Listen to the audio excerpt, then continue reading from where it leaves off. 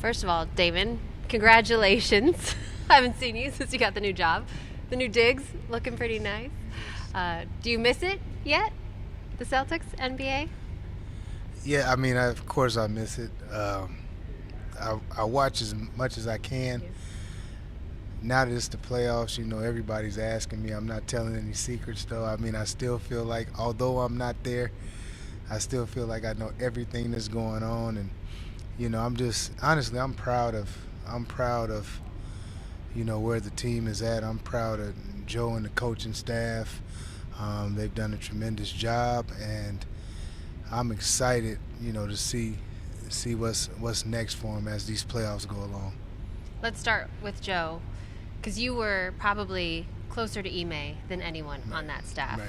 When everything changed, how were you able to shift and then also become one of Joe's best advisors and really take the staff and the players along with you and that belief in him?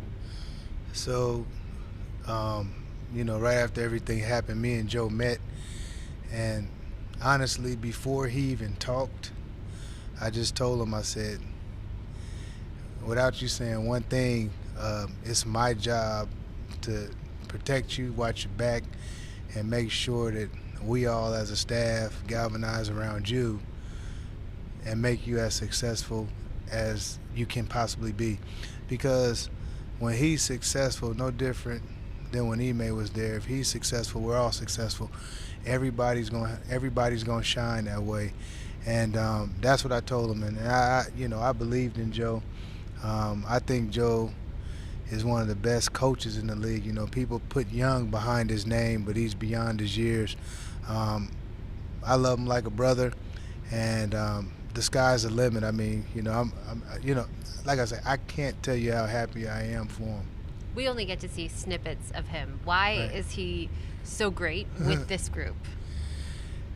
He's honest. I think that's the characteristic that he has that's made him. I do. I think that he's organized. He's real meticulous. He knows what he wants to do, but at the same time, though, he listens. He understands people's value. As a leader, he's easy to work for. He said he leaned on you early on in your experiences. How has he grown in this one season, his rookie season, as a head coach? Oh, I mean, he even when he felt he wasn't doing well to him, I was like, man, you're fine. Like, I think that it wasn't an easy situation to take over. There was a lot of unanswered questions, both on the floor and off the floor, and he did a great job. You can see watching him now how much more comfortable he is. And I told him as I left out the door, I told him, and then I've texted him. The one thing about it is, just trust your instincts. I think that he's been really good, and as long as he trusts his instinct, you can sleep at night. Were you telling him to call more timeouts? So that's funny, so it's funny because everybody, it's kind of like a running joke, Yes, like Joe don't call timeouts. He doesn't call timeouts at all. So it was actually the game, those two games I coached. We played the Clippers, and I called a real quick timeout. And he texted me after the game. He said, "Man, you're gonna have me looking bad. You called a quick timeout." but no, he the crazy thing about it, we worked on a lot of those situations. So we were prepared. But and now you see Joe call those timeouts. Mm-hmm. Now he doesn't rely on just let him play through it. He will call a timeout. But he had to learn that he knows how to pick and choose those situations, and he's done a great job with it.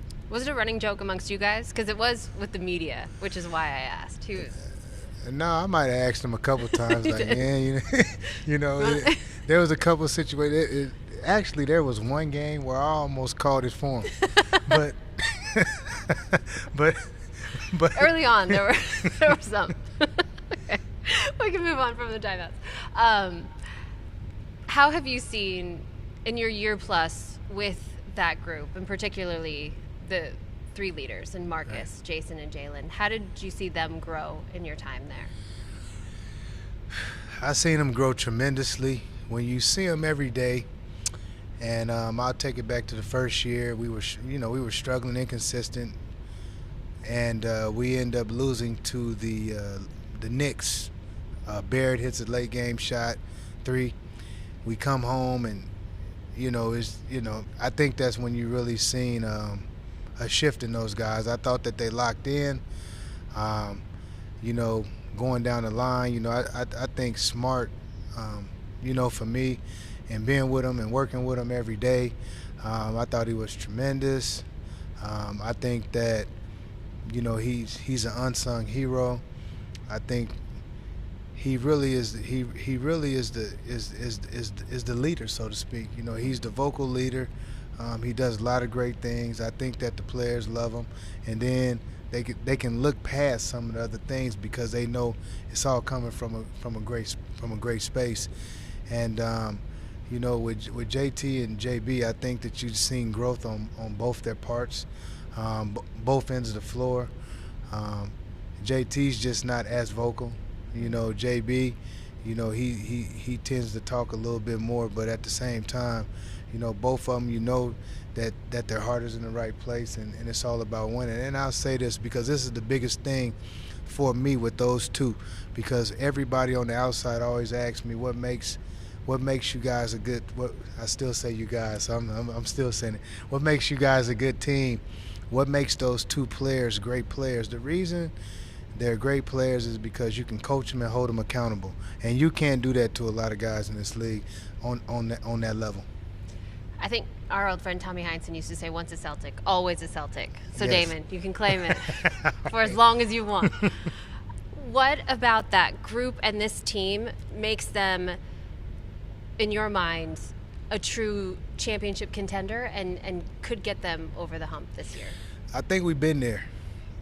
To me, that's the biggest thing. We got off to a great start. I think we went through a lull, and now that the playoffs has started, I can say this, but I never really wanted to say it because it seemed like an excuse. I felt like they got bored. I felt like it was a lull. It was like drag on. So once you realize you can go in somebody's house and beat them, home court advantage is it matters sometimes. I do think that, but I don't think that it matters with this team. This team has proven night in, night out that it can beat anybody in the league. It can win a tough series. We went on the road last year against Milwaukee. We win Game 6. We go to Miami. We win Game 7. In all reality, we got to play better at home. I think sometimes we get home and have letdowns, but I just think this crew is locked in. As I'm watching them in these playoffs, you see the same thing a little bit in the first 2 games. You see a trend, get big leads, kind of give it up, and then go right back, But ultimately, you can't do that over the course of time. But I think this team is poised to be right there in the thick of things and win a championship. Is that the one thing? What can't they do if they want to get to banner number 18? You just can't have lulls. Yeah. And when we get home, we gotta put our foot on someone's neck. We can't let up. We can't get relaxed. And that's the thing that, even throughout my couple years in Boston, I feel like sometimes we get home and we get a little relaxed, and then we didn't play as well. But I think we gotta always have our eye on the prize, the big picture. How does this team compare to the ones that you faced back in your playing days, as far as how good they are, but also where their strengths are? The thing about this Boston team for me, and I watch a lot of basketball, even back when we play. I don't think that there's a more connected team. I don't. I think I've never seen a more connected team. So let's call it probably, let's say, right before, about a month before the D. White came in the trade last year. From that point on, I've never been around a group of guys that can read each other, played off each other on both ends of the floor the way these guys do. It's an indictment of who they are.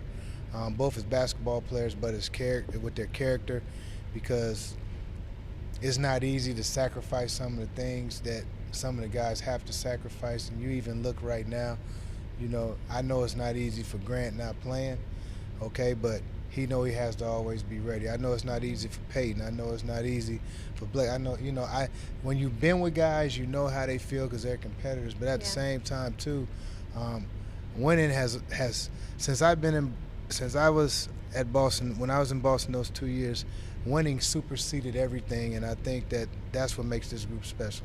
Where does that culture come from? It comes from the top. I think it comes from the top. From the moment I got there, from ownership to the front office, everybody's been really good.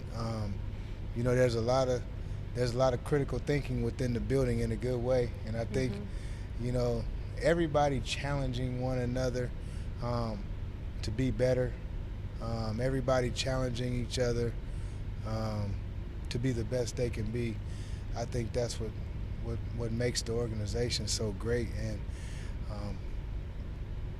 you just don't see that a lot in professional sports. When it comes to Marcus specifically, and this season specifically, because one that he has said himself did not meet his standards, what was he going through this year? And then now that the playoffs have started, what have you seen in a difference in him?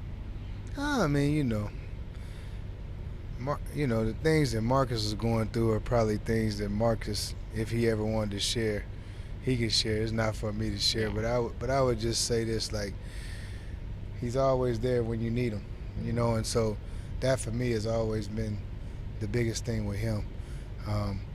When I see him struggle or I see him, mad or whatever, I try to just reel him in and just bring him back to the moment, because sometimes some of the stuff you can't get back, just come back into the moment. But from what I've seen the first couple games, is a guy that's locked in, a guy that's ready to help this team win a championship.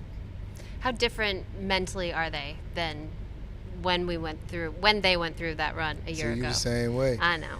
Yeah, I think they're totally different. This team has been together, even Luke and Sam, they were there for the most part. So the only new guy is Blake and Malcolm. But those guys have been there before. They're veteran guys, and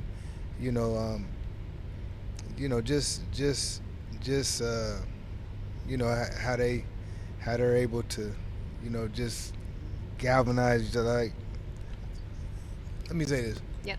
As I'm watching the team now, it's funner watching them than sitting on the bench, because you see, and you've been in the locker room, you've been in the practice court, so you've been around these guys, and like the way they execute on both ends of the floor, the things they do, like it's a different style of basketball. It's just not a brand of basketball that's being played, and Robert Williams comes off the bench. That says a lot. So there you have it. Damon, thank you. Will we see you at these games? You coming? Sunday. Yeah? Sunday I'll be there. Sunday I'll be there. We miss you. You are missed. Yes. Know that. I miss Boston. I do. I miss the organization. I miss the city. I miss my favorite restaurants. I miss my walks. I miss all of it.